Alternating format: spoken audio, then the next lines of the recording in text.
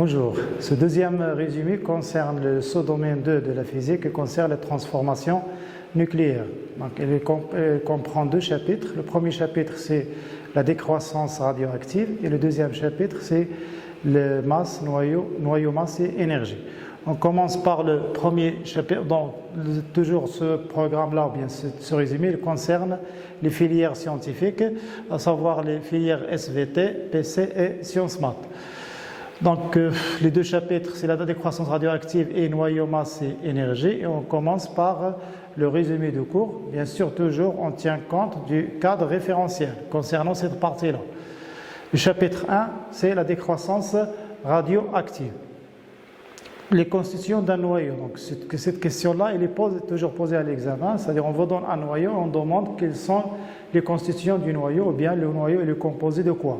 Donc, un noyau de symbole X à Z, il est constitué de Z protons et constitué de A moins Z neutrons. C'est-à-dire, le nombre de protons est Z, le nombre de neutrons, c'est A moins Z. Le nucléide. Donc, le nucléide, c'est un ensemble de noyaux identiques, c'est-à-dire qui ont le même nombre atomique Z et le même nombre de nucléons.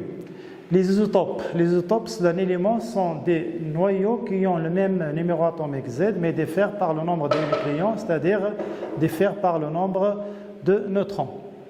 Par exemple, les isotopes du carbone C, et les isotopes de l'hydrogène, donc le H1,1, H1,2 et H1,3.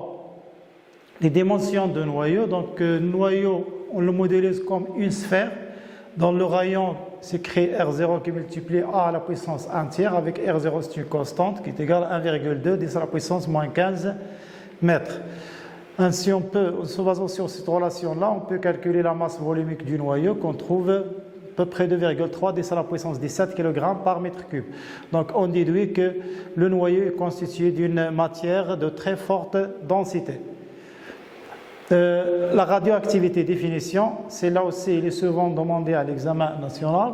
Donc l'activité, ou bien la radioactivité est un phénomène aléatoire, spontané et inédicable au cours duquel un noyau instable, ce qu'on appelle noyau pair ou bien noyau radioactif, se désintègre pour donner un nouveau noyau différent du premier, donc on appelle noyau fils, en émettant des particules alpha, bêta plus, bêta moins et suivant et simultanément des rayonnements gamma.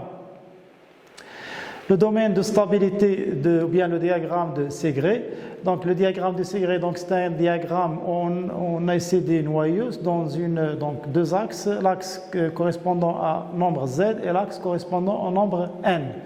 Donc ici on voit en noir, donc c'est la vallée de stabilité, donc ici il se trouve les noyaux qui sont stables, en bleu les noyaux qui ne sont pas stables mais susceptibles de faire des intégrations bêta-moins, en orange des noyaux qui ne sont pas stables mais susceptibles de faire des désintégrations bêta-plus pour devenir plus stables, et en jaune donc les noyaux lourds ou bien les noyaux qui sont susceptibles de faire des intégrations alpha. Alors l'interprétation de ce diagramme-là, donc les noyaux stables, donc pour Z est inférieur à 20, donc on a le nombre de protons égal au nombre de neutrons, mais si Z est supérieur à 20, on aura le nombre de neutrons qui est supérieur au nombre de protons, c'est-à-dire que les neutrons assurent la stabilité des noyaux. Les lois de conservation, bien ce qu'on appelle la loi de Sodé, donc soit la transformation suivante.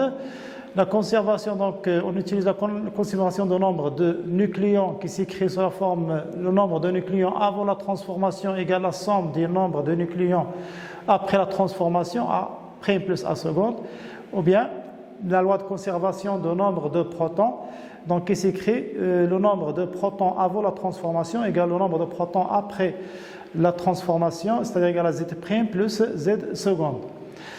La radioactivité alpha donc, concerne l'émission du noyau d'hélium, He2,4. L'équation générale, donc le noyau pair X à Z qui est dans le noyau fils Y avec émission de noyau d'hélium qui constitue la particule alpha. Ici, bien sûr, on a respecté la loi de Sodé. Remarque, ce type de désintégration concerne les noyaux lourds, c'est-à-dire les noyaux dont A est supérieur à 200. La radioactivité β- donc, correspond à l'émission des électrons, dont le symbole est E-1, 0. Donc l'équation générale, donc le noyau fils dans le noyau père qui est dans le noyau fils plus la particule émise qui est un électron. Remarque, donc ça concerne les noyaux présentant un excès de neutrons, car en se basant sur ce mécanisme-là, un neutron qui se transforme en un proton avec émission de bêta- ou bien de l'électron. Radioactivité bêta+, c'est émission de positron, E plus 1, 0. Dans l'équation générale est la suivante, et elle concerne les noyaux qui présentent un excès de protons. Son mécanisme est le suivant. Un proton se transforme en un neutron plus le positron. Alors les trois modes, si on veut représenter les trois modes dans le diagramme de Sigré, donc soit un noyau donc dans le diagramme de Sigré ou bien le diagramme NZ, donc il se déplace vers cette case-là avec émission de bêta- et elle remonte vers la case suivante avec émission de bêta+. Ou bien elle descend, donc soit on retranche deux cases dans Z et deux cases dans N, donc pour trouver le noyau fils dans cette case-là. La désexcitation gamma, donc dans l'équation générale, est la suivante. Donc souvent, cette désexcitation-là vient après les autres radioactivités alpha, bêta+, bêta-, parce que j'ai souvent le noyau fils, il a un excès d'énergie, c'est un noyau excité. Donc il est représenté avec un astérisque. Alors il perd cet excès d'énergie sous forme d'un rayonnement gamma. Alors la nature de gamma, donc c'est une onde électromagnétique. Mais les autres, alpha, bêta+, bêta-, c'est de la matière. Alors les familles radioactives, donc voici un exemple. Donc la famille, c'est un ensemble de noyaux, mais tous ces noyaux-là sont issus de le même noyau qui est l'uranium. Donc exemple, la famille du radium. La définition, l'ensemble des nucléides obtenus à partir d'un même noyau père est appelée famille radioactive. Alors la variation, ou bien la loi de décroissance radioactive, la variation temporelle du nombre de noyaux radioactifs, ou bien la désintégration loi de désintégration radioactive. Donc la loi est donnée par n de t égale à n0 exponentielle moins n de t. Donc c'est le nombre n de t, c'est le nombre de noyaux radioactifs. C'est-à-dire que c'est le nombre de noyaux qui ne sont pas encore devenus plus stables. Donc n de t, le nombre de noyaux radioactifs non désintégrés à l'instant t, et n0, le nombre de noyaux radioactifs à t égale à 0. Alors lambda est la constante radioactive donnée en seconde moins 1. On peut aussi donner la loi du noyau désintégré, c'est-à-dire le nombre de noyaux qui sont déjà subi la désintégration. Nd, c'est n0, facteur de 1 moins exponentielle moins lambda t. Le demi-v t1 donc définition. Donc la demi-v t1 de l'échantillon de noyaux radioactifs et la durée au bout de laquelle la moitié des noyaux initialement présents dans l'échantillon sont désintégrés. Alors il est lié à lambda par la relation suivante, t1 égale à ln de 2 sur lambda. La constante de temps tau. Définition. Donc la durée, c'est la durée au bout de laquelle 63% des noyaux initialement présents dans l'échantillon se sont désintégrés. C'est-à-dire n, le nombre de noyaux désintégrés à l'instant tau égale à 0,63 fois L0. Tau est lié à lambda par la relation tau égale à 1 sur lambda, puisque lambda est avec seconde moins 1, donc tau est en seconde. Donc le remarque qu'il y a une relation aussi entre tau et t1 c'est t1 égale à tau et lambda de 2. Et le nombre de noyaux qui ne sont pas encore désintégrés à l'instant tau égale à 0,37 fois le nombre initial. Les courbes temporelles, donc c'est très important parce que l'examen, donc on vous donne une courbe temporelle, soit du nombre, ou bien après on va voir l'activité qu'on doit exploiter. Si on vous donne cette courbe-là qui représente n de t égale à n0 exponentiellement lambda t, donc avec la tangente nous donne ici le point, c'est le tau. Donc si on connaît tau, donc on peut déduire lambda et on peut déduire t1 ou bien on peut déduire t1 donc en divisant n0 sur 2, on fait la projection sur la courbe, puis la projection sur l'axe de temps.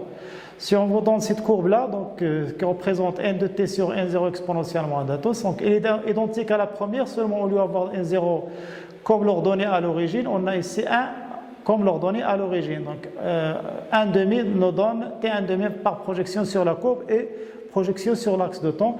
Et toujours la tangente à l'origine donne la valeur de tau. Alors si on vous donne cette courbe-là, ln de n0 sur n qui est égal à lambda t, donc de cette courbe-là, on peut tirer lambda qui représente la pente de cette droite-là qui passe par l'origine.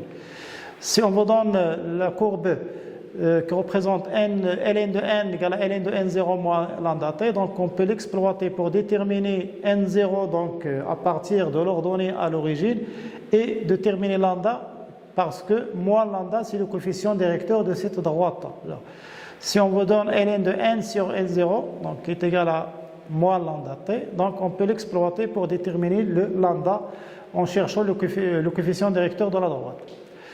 On passe maintenant à l'activité d'un échantillon bien radioactif, la définition. L'activité A de T est le nombre de désintégrations par seconde et les données en becquerel. Donc, mathématiquement, cette définition s'écrit A égale à moins dn sur dt. L'unité de A, c'est le becquerel, c'est-à-dire un becquerel et une désintégration par seconde. Un BQ égale une désintégration par seconde. Donc, on peut, si on place n par son expression, la loi de décroissance radioactive, et on fait des petits calculs, on trouve A égale lambda fois A à l'instant t égale lambda fois n à l'instant t. On peut déduire que A0 égale lambda n0.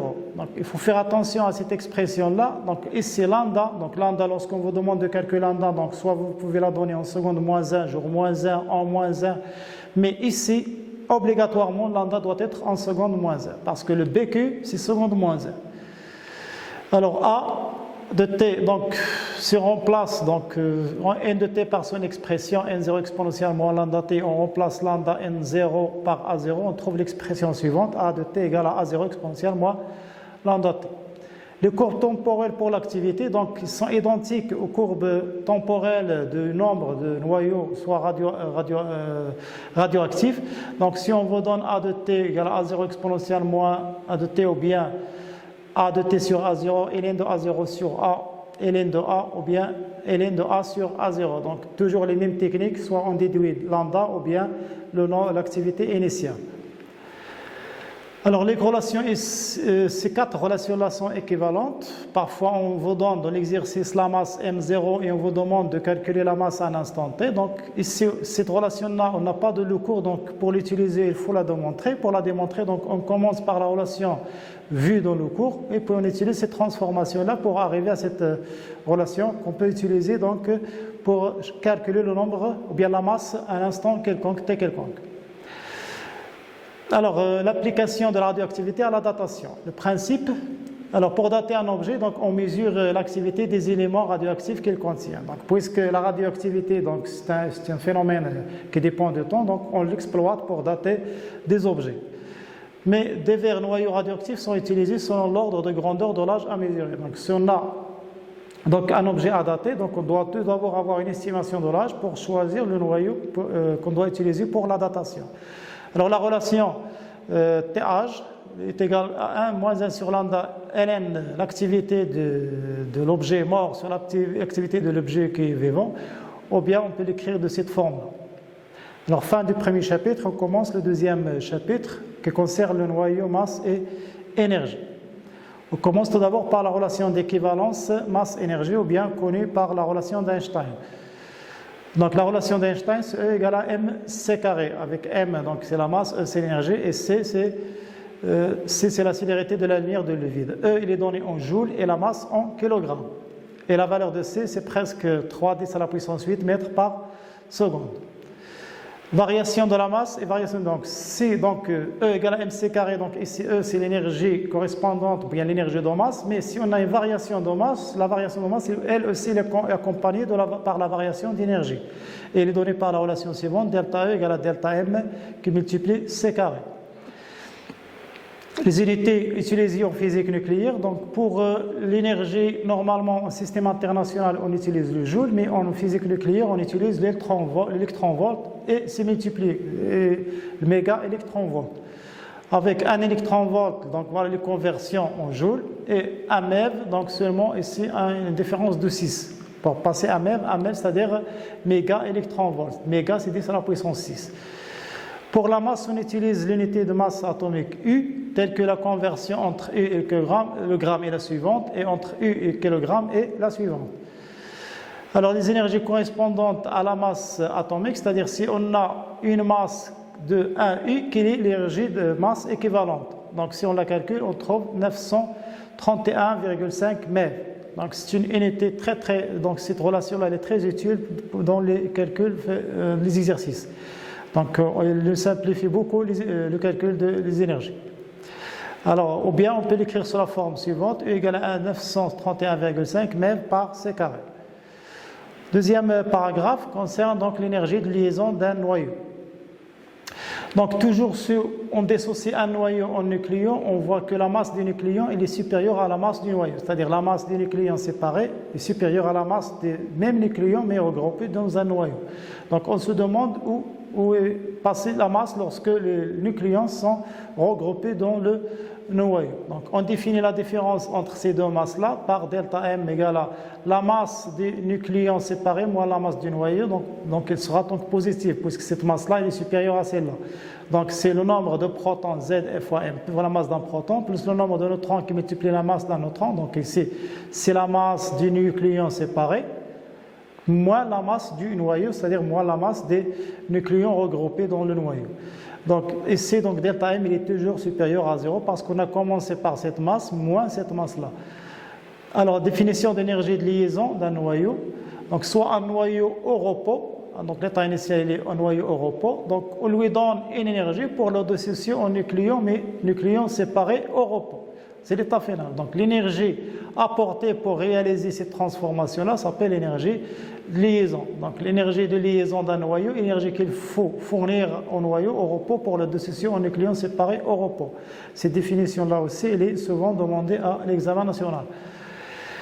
Alors l'énergie de liaison EL apportée ici égale la variation d'énergie entre l'état initial et l'état final, et qui est égale à la variation de masse entre l'état initial et l'état final qui multiplie C carré. Avec delta M, on l'a déjà donné comme le défaut de masse, donc voilà l'expression de l'énergie de liaison. On peut calculer l'énergie de liaison par nucléon, c'est-à-dire la cotisation de chaque nucléon à cette énergie de liaison-là. Donc il faut diviser l'énergie de liaison totale pour le noyau sur le nombre de nucléons qui ont cotisé à cette énergie-là. Donc la note Xi égale EL sur A. Son unité est MeV par nucléon. Donc cette énergie-là, elle est utile on l'exploite pour le diagramme d'Aston, pour dessiner la courbe d'Aston. Donc dans la courbe d'Aston, on utilise C moins EL sur A en fonction de A. Donc ici on a un creux, ce qu'on appelle le creux de stabilité. Donc les noyaux qui se trouvent dans ce creux-là sont les plus stables. Les noyaux à l'extérieur sont moins stables et pour devenir stables, donc pour ces noyaux-là, on utilise donc la fission, donc les réactions provoquées. Dans ce domaine-là, on aura des réactions de fusion parce que les noyaux ici sont légers. Donc l'interprétation, les noyaux les plus stables se situent dans la région où A est compris entre 20 et 120. Un noyau est d'autant plus stable que son énergie de liaison par nucléon est grande. Donc cette question-là, si on la demande à l'examen national, on vous demande d'un noyau, on vous demande qui est le plus stable. Donc on cherche Xi et celui qui a la valeur de Xi la plus grande et celui le plus stable. Les noyaux les plus stables se situent en bas, dans le creux de la courbe d'Aston. Alors conséquence, donc les noyaux qui ne se trouvent pas dans le creux de stabilité, donc ceux qui se trouvent ici, c'est-à-dire les noyaux lourds, donc ils subissent la fission pour devenir un peu légers, donc ils entrent dans le creux de stabilité. Et les noyaux qui se trouvent ici sont des noyaux légers, donc ils subissent la fusion pour donner des noyaux plus lourds. Donc la fission d'un noyau lourd et la fusion de deux noyaux légers. Donc la fusion concerne les noyaux légers et la fission concerne le noyau lourd. Alors troisièmement, donc on va voir ici donc la fission et la fusion nucléaire. Donc ce sont deux transformations nucléaires provoquées. Donc dans le premier chapitre, on avait 4 transformations nucléaires qui sont alpha, bêta plus, bêta moins et gamma. Ces transformations-là sont spontanées. Donc et ici on va voir des transformations qui sont provoquées. Donc tout d'abord, une idée sur c'est quoi une transformation provoquée. On regarde cet exemple-là. On a un noyau cible, il est bombardé par un noyau projectile. Alors ce noyau-là, donc on aura fusion par exemple entre ces deux noyaux avec émission d'un proton. Donc ici l'exemple, l'hélium qui bombarde l'azote 14 et qui donne l'oxygène 17. Alors on commence par la fission nucléaire, définition. La fission est une réaction nucléaire provoquée au cours de laquelle un noyau lourd fissile bombardé par un neutron, donne naissance à de nouveaux noyaux moins lourds, c'est-à-dire un peu légers, et accompagné donc d'une libération d'énergie. Conditions de réalisation, donc cette réaction-là de fission, c'est réaction en chaîne, à cause des neutrons qui sont libérés, donc ils vont heurter d'autres noyaux d'uranium, par exemple, et ainsi de suite. Donc c'est réaction en chaîne, donc normalement qu'on doit contrôler. Si on ne la contrôle pas, donc ça va aboutir à une explosion. Donc c'est la différence entre les réacteurs nucléaires et les bombes nucléaires. Donc les réacteurs nucléaires, cette réaction-là en chaîne, elle est contrôlée, mais dans les bombes, elle n'est pas contrôlée. Alors la fission nucléaire est une réaction en chaîne, et pour l'arrêter, donc il faut ralentir les neutrons, soit on utilise de l'eau lourde, ou bien même dans les réacteurs nucléaires, on utilise des bâtons de cadmium qu'on entre dans le cœur de réacteurs nucléaires.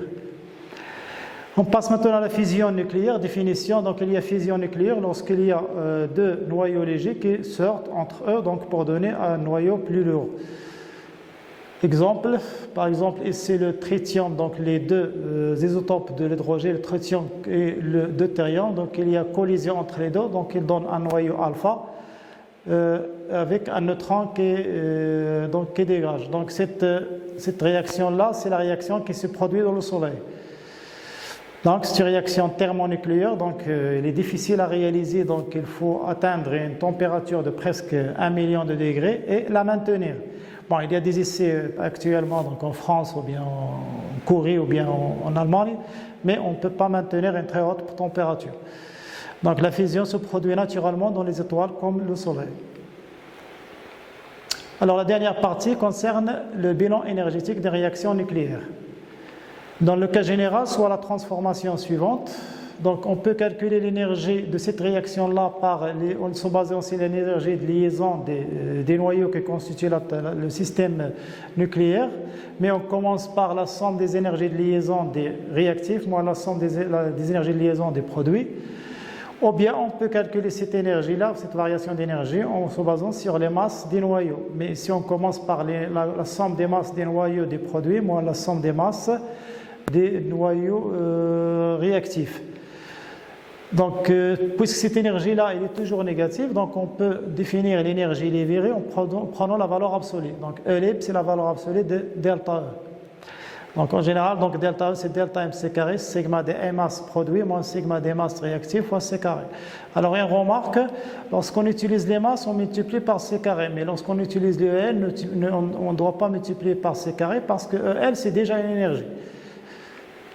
Donc on peut schématiser ces énergies-là sur un diagramme. Donc ici l'état initial et l'état final. Donc la delta E calculée, delta E sur laquelle on a déjà parlé, donc c'est E final, c'est l'énergie de l'état final moins l'énergie de l'état initial.